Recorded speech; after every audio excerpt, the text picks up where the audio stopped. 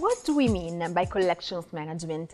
There would be many definitions, but generally speaking, the collection management involves the development, storage and preservation of collections and cultural heritage.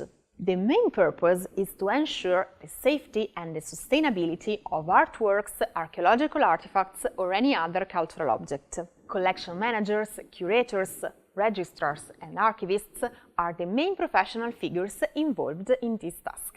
Let's see in detail what the curator does.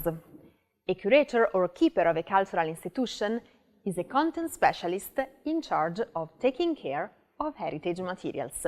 A curator can be specialist of diverse types of materials, artworks, scientific and naturalistic collections, historic and archaeological objects, and so on. According to the Encyclopaedia Britannica, the term curator is applied chiefly to the keeper of a museum, art collection, public gallery, and co. The word curator comes from Latin, meaning one who takes care. Under the Roman Empire, the title of curator was given to officials in charge of duties related to public administration and public works. In a similar way, the museum curator must take care of the collections, curate and coordinate all the aspects related to a cultural exhibition. The entire set of activities of a curator have been clearly listed by Karen Love. In Curatorial Toolkit, she states that a series of expertise and competencies must be acquired through a specific formation and a period of work on the field. Hans-Ulrich Obrist is one of the most famous and influential art curators. In his book, Ways of Curating, he states the four main roles of a curator: conservation, selection of new artworks, conveyance of knowledge, and creation of exhibitions. Besides the curator, there is another professional figure acquiring importance in the museum world: the art manager. There is often a sort of conflict between the figure of the curator and that of the art manager while directing a museum or a heritage site. Indeed, the manager is more in charge of studying the interaction between the producer and the consumer. He should frequently focus on marketing and communication, doing as much as possible to connect the cultural offer and the public. On the other hand, the curator is usually more interested in the definition of the scientific contents of the exhibition and the cultural institution in general. The best practice might be that of having both these figures working at a decision-making level within the cultural institution, with a precise division of the roles. Otherwise, a single person with expertise in both these fields should be very indicated to direct a museum. After having introduced the professional figures dealing with the management of museums, let's see how the collection management system can allow people to access information and knowledge. An example of good practice is Spectrum 5.0, created by Collections Trust, a company based in the UK. Spectrum is basically a collection management standard currently used by many cultural institutions around the world. It gives advices on what a museum should do to manage its collections, regulating the daily and occasional activities. There are 9 primary procedures that the majority of museums uses: object entry, acquisition and accessioning, location and movement control, inventory, cataloging, object exit, loans in, loans out, and documentation planning. The first 2 procedures, that are the object entry and the acquisition and accessioning, are the essential processes of registration and identification of the entering items. In the first passage, all the objects entering a collection for any reason must be logged. A unique identifying number is given to the artifact by writing it directly on the object or on a label attached. The accession register must be filled out. The next procedure, suggested by the Spectrum standard, is the location and movement control, which is necessary to keep record of the location of all the objects.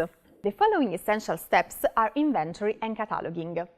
The creation of a good catalog and an easily accessible database is a procedure of utmost importance. How do you catalog an object? A catalog is, by definition, a list of items with notes giving details. In other words, it is a process of compiling information about an object. It should contain the identification and classification of the artifact, its description and measures, and an interpretation. To fill the entries of a catalog in the best and most correct way, the museum staff has to observe and describe the item.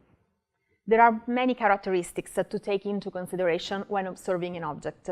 For example, shape, dimensions, material, color, type of decoration, surface treatment, user traces, state of preservation, possible residues, and so on. According to the spectrum standards, the minimum core information for each object is the object number. Each finding must have a unique number. Via this number, all the information about the object must be accessible. The object name, the number of objects, a brief description or image, the current location, the current owner, if different from the museum, the recorder and date. Of course, other important information can be added to this minimum core. A clear and appropriate language is recommended for the description of an object. Careful attention should be paid to the possible different terminologies for specific classes of artifacts. Every time an object exits for any reasons, a detailed record must be kept. The procedures for object exit, loans in and loans out will be analyzed in more depth in the next lesson. The last of the 9 primary procedures suggested by Spectrum is the documentation planning. It involves a continuous improvement of the documentation system by increasing and enhancing the object's information. In addition to these 9 primary procedures, there are other 12 Spectrum procedures. Among them, we are going to analyze in more detail the deaccessioning and disposal. What is collection disposal? People tend to think that museums are places where objects could be kept in eternity. However, there are some occasions in which disposal is appropriate.